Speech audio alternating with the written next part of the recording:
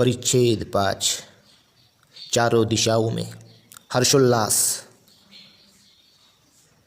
आसित ऋषि का आगमन। आसित ऋषि का आगमन। आसित ऋषि राजा सिंहहनु के पुरोहित थे, जिससे महाराजा शुद्धोधन ने अपने बचपन में अध्ययन सीखा था। सिंहहनु राजा के देहांत के बाद आसित ऋषि आसित देव सन्यासी हो गए।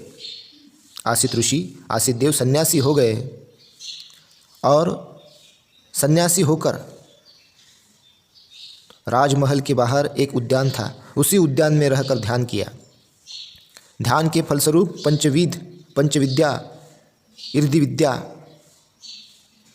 ज्ञान, दिव्य स्रोत, दूसरे के चित्त को जानना, पूर्व जन्म के बारे में जानकारी रखना, जन्म मरण की जानकारी, अष्ट समापत्ति, एक मरने के बाद नित्य सदनीय नहीं होने वाला, असदनीय नहीं होने वाला रूप पे युक्त आत्मा होने का विश्वास।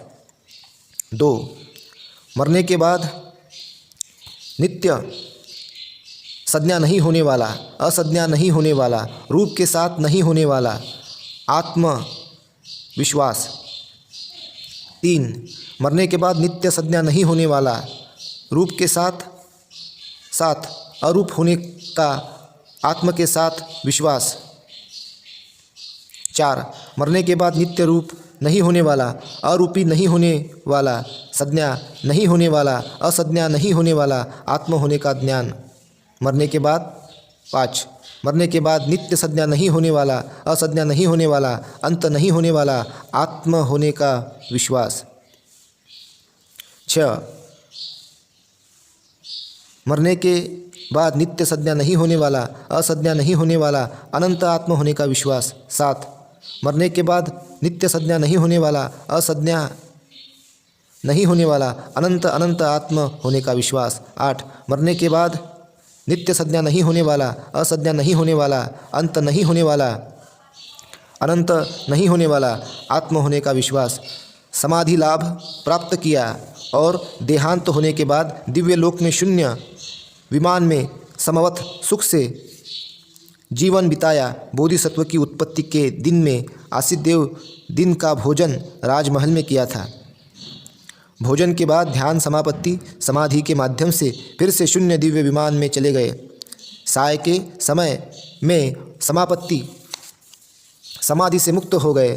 समापत्ति से मुक्त होने के बाद चारों दिशाओं में खुशियाँ ही खुशियाँ दिखाई देने लगी।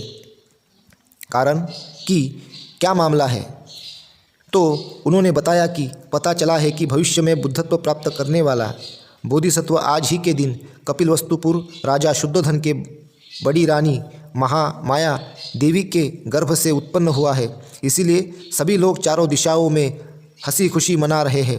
तत्पश्चात आसित देव भी दिव्य लोक से निकलकर राजा शुद्धोधन के महल में गए। तपस्वी का आगमन देखकर राजा बहुत खुश हुआ और आगे जाकर तपस्वी का स्वागत किया। तत्पश्चात आसित ऋषि ने राजा से पूछा, महाराज, हमने सुना है कि आपकी महारानी ने एक पुत्र को जन्म दिया है। मैंने उसी पुत्र को देखने के लिए यहाँ आया हूँ। महाराजा शुद्धोधन ने देवी के शयनासान में जाकर आचार्य तपस्वी के आगमन के बारे में सूचना दिया और साथ साथ यह कहा कि आसित पुत्र को देखने की इच्छा भी प्रकट किया है। महारानी की इजाज़त लेकर राजा शुद्धोधन अपने पुत्र को तपस्वी को दिखाने के लिए लेकर आए। महामाया देवी आदि शेष रानियां आकर दोनों तरफ से खड़ी हो गई। पुत्र छोटा बालक होने से भी शुद्धोधन राजा ने पुत्र से कहा कि तपस्वी को नमस्कार करके आशीर्वाद लो। ऐसा कहकर राजा शुद्धोधन ने अपने पुत्र को तपस्वी की ओर बढ़ाया। तुरंत पुत्र का दोनों पैर तपस्वी की जटा से ऊपर जाकर रुक गए। तपस्वी आश्चर्यचकित हो गए। भविष्य देखने वाले तपस्वी के मन में आया कि यह राजकुमार भविष्य में आध्यात्मिक शक्ति का सर्वश्रेष्ठ स्थान प्राप्त करेगा। यह सोचकर तपस्वी ने तुरंत राजकुमार को नमस्कार किया। राजाओं महाराजाओं से नमस्कार लेने वाला तपस्वी छोटे पुत्र को नमस्ते करने के कारण राजा शुद्धोधन, महामाया आदि सभी लोगों आश्चर्य चकित हो गए। तत्पश्चात आसित देव राजकुमार को अपने पास लेकर पूरे शरीर का निरीक्षण किया और तपस्वी ने देखा कि राजकुमार के शरीर में 32 महापुरुष लक्षण दिखाई दिया। 32 महापुरुष लक्षण देखने के बाद प्रसन्न चित्त से खुशी प्रकट की और हंसी भी निकली, लेकिन दूसरे क्षण ही तपस्वी ने रोना शुरू कर दिया। ऐसी घटना देखने के पश्चात राजा शुद्धोधन ने और रानी महामाया आश्चर्यचकित भी हुए और संकोच से उनका और हृदय भी भर गया। तत्पश्चात राजा ने पूछा कि गुरुदेव, आप रोकर तुरंत हंसे क्यों? तपस्वी आसित मुनि ने कहा कि यह बालक भविष्य में बुद्धत्व प्राप्त करेगा, इसलिए हमने खुशी जताई, और जब यह बालक बुद्धत्व प्राप्त करेगा इसके पहले ही हमारा देहांत हो जाएगा, इसलिए इसका दर्शन हम नहीं कर सकेंगे, इसलिए हमने रोया। यह शब्द सुनने के बाद राजा शुद्धोधन भी आश्चर्यचकित होकर बालक सिद्धार्थ को नमन किए। नालक कुमार का प्रवज्जा। राजमहल में आसित देव निकलकर अपनी बहन के घर गए और वहां जाकर अपने बहन के पुत्र ब्राह्मण कुमार को कहा कि पुत्र राजा शुद्धोधन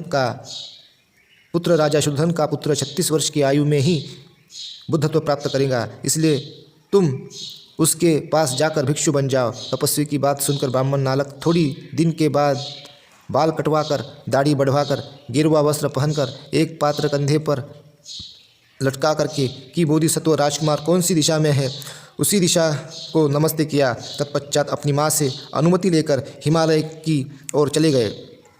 बोधिसत्व के नाम से सबसे पहले प्रवज्जा लेने वाला नालक ब्राह्मण कुमार है। उसी प्रवज्जा को उद्देशिका प्रवज्जा के नाम से जाना जाता है। परिच्छेद 6। तो ये हम परिच्छेद 6 108 वेद वेदांग ब्राह्मणों को राजा शुद्धोधन का निमंत्रण, ये हम अगली इसमें पढ़ेंगे। तो यही के लिए हम रुकते हैं। साधु साधु साधु।